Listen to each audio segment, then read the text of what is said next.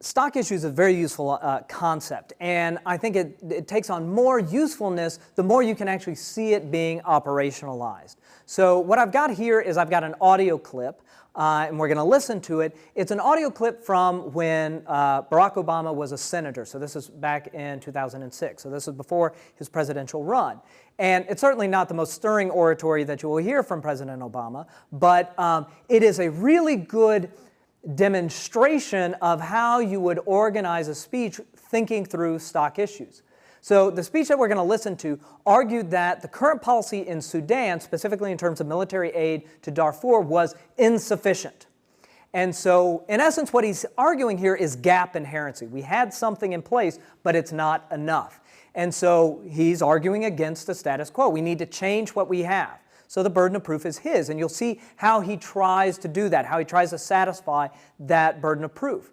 So I want you to listen to this, and you'll see my flow of it, a very sort of minimalistic flow, but directing you to how I hear the stock issues operationalized in this speech. As always, as we were doing in former lessons, please analyze this as a speech rather than a political text, especially because now we're well past 2006, although certainly not well past the issues embedded there. But nevertheless, I want you to analyze and engage this, not in terms of what you think about Obama, but how this speech is working, its internal logic. Is it satisfying its own conditions? Is it working through burden of proof and status quo well? So on and so forth. So why don't you go ahead and take a listen to that now. Hello, this is Senator Barack Obama, and today is Wednesday, February 15th, 2006. For more than 2 years now, we have been watching a rolling genocide take place in Darfur, Western Sudan. Many of you, I'm sure, are aware of the tragedy that's been unfolding there. For those of you who are not, essentially what we have seen is a systematic targeting on the part of the Khartoum government and the Janjaweed Arab militia that have systematically uprooted, killed, murdered, pillaged, raped Africans, driven them from their homes into enormous displaced person camps, refugee camps within Sudan. It's estimated that at least 300,000 people have been killed. It's known that at least 2 million people have been displaced. The administration early on in this tragedy acknowledged that this was genocide that was taking place. I think there has been broad recognition in the international community that the behavior of the Sudanese government has been scandalous. The rationale that has been provided from the Sudanese government for what's taking place is that there is a battle going on between Sudanese government and rebels who operate within the area, but the real victims have not been rebel sympathizers or the rebels themselves. They've been innocent men, women, and children. For more than a year now, I've been working with other senators to see what we can do to really push the administration to take this as seriously as it warrants. To the administration's credit, the United States government has probably paid more attention to this issue than some of our European allies. We have been a major contributor of aid to the region. We have helped to finance the African Union to provide peacekeeping forces in the Darfur area. So in a lot of ways, the United States government has been much more on top of this than Europeans, Canadians, and others who oftentimes accuse the United States of being indifferent to the problems of the third world. On the other hand, what has been done is not enough. The few thousand African Union troops who have been placed in Darfur are primarily providing witness to some of the atrocities that are taking place there, but they don't have clear rules of engagement. They're underarmed, undertrained. They don't really provide the sort of protective force that would be needed to not only ensure that existing villages aren't ravaged by the Janjaweeds, but more importantly, that the 2 million displaced people could actually safely start returning home. Recent reports indicate that in the past few weeks alone, more than 20,000 people have been displaced.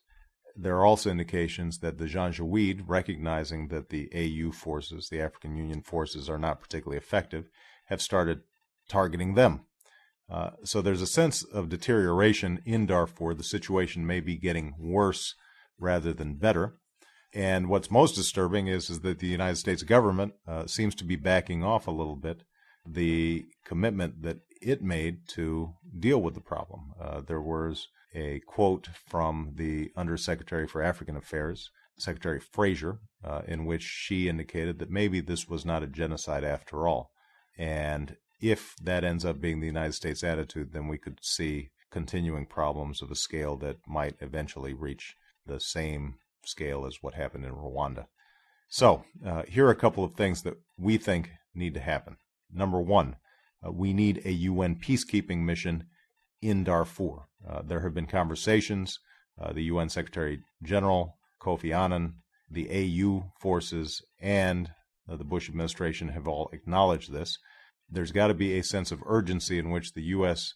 diplomatic efforts are focused on getting this UN peacekeeping force up to about 20,000 troops and placing them in Darfur as quickly as possible with a strong protection mandate rather than a monitoring one.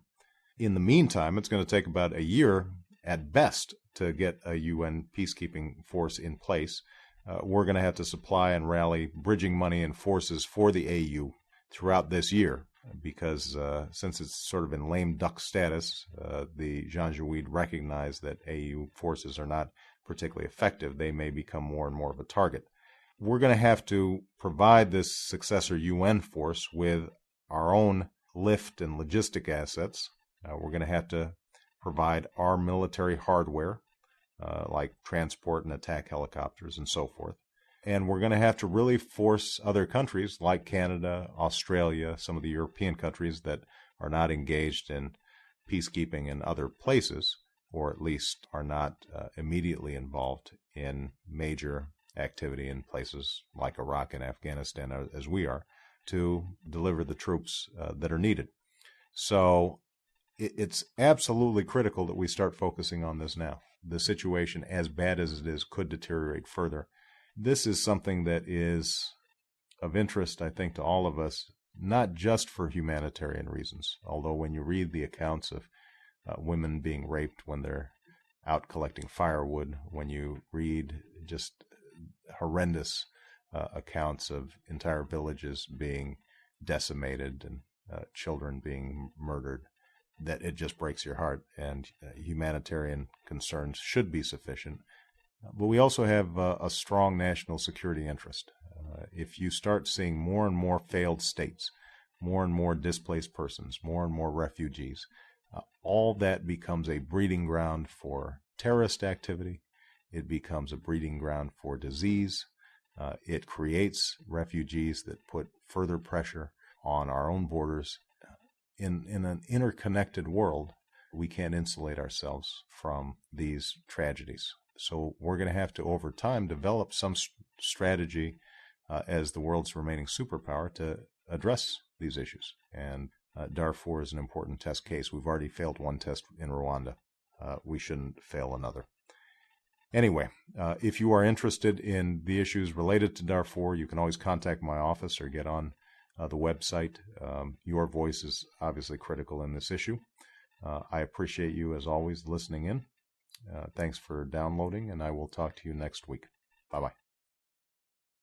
Having listened to that Obama speech, it was a podcast, right? But having listened to how he weighed in on current U.S. policy, and you've seen my flow in terms of how it matches up with stock issues, I want to, in the next lecture, move through the analysis of that speech, talking about how this helps us understand stock issues, and also how someone might argue the opposite case, what stock issues allows you to see if you're arguing the oppositional case. So we'll go ahead and take that up in the next lecture.